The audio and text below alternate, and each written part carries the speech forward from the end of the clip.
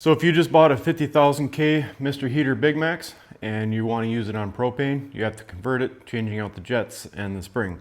And I'm going to show you how to do that right now, right inside this panel. To get this panel off, there are 4 5/16 screws. 1, 2, 3, 4. We have to take them off to get to the jets and the spring.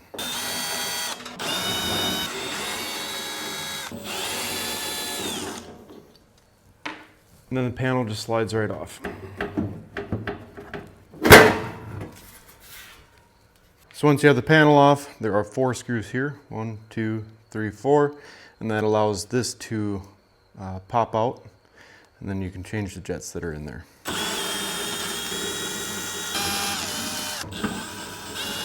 As you can see, once you get them out, it allows this to tip out so that you can get to the jets back here. I'll get the new orifices ready. Put a little bit of pipe thread compound on here.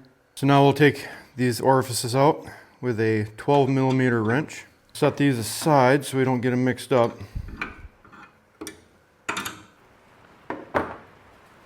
And I did apply some pipe thread compound to these. And we will just put these back in the same spots that the other ones come out. Obviously we'll start with the lower ones. Be careful not to cross thread it. That one is fighting me. And of course, now it starts to rain. There it goes. Be very careful not to cross thread that. Cross thread that, you're gonna have a lot of issues and you're gonna be talking to Mr. Heater trying to figure out how to get a new propane line rail. And then we'll snug them up with the same wrench. Do not over tighten. Before we put this back in with those 4 bolts, there's a screw down here that I'll show you. So we need to pull this screw out with a flathead screwdriver.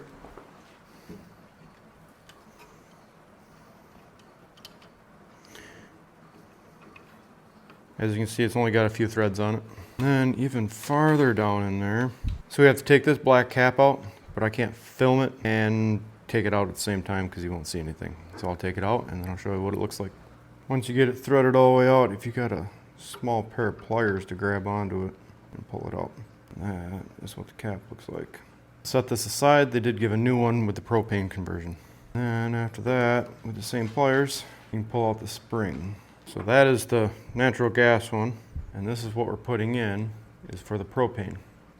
It is red, so you cannot get them mixed up. So drop that down in the hole. Here's the new cap. Don't get these mixed up. These are different as well.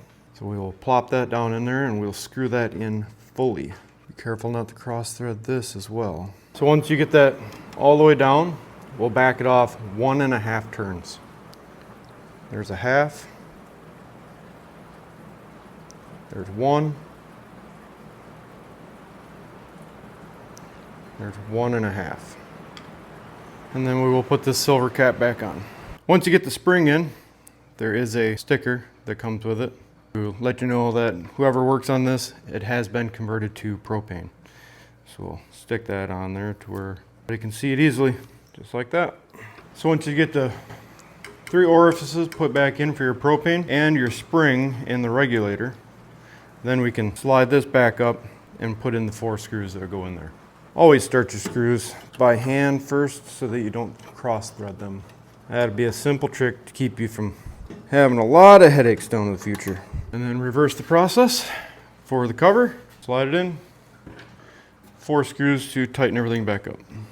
There you go, simple conversion from natural gas to propane. I saved all the orifices and the spring, just in case I do want to convert it back to natural gas sometime. Or I sell the heater, or I move and somebody wants to run natural gas for some reason. So, pretty simple. In the next video, I'm going to put the mounting brackets on and I'm going to mount it to the ceiling and get ready to do the rest of the install. So subscribe for that and like the video if you're able to find some value out of this.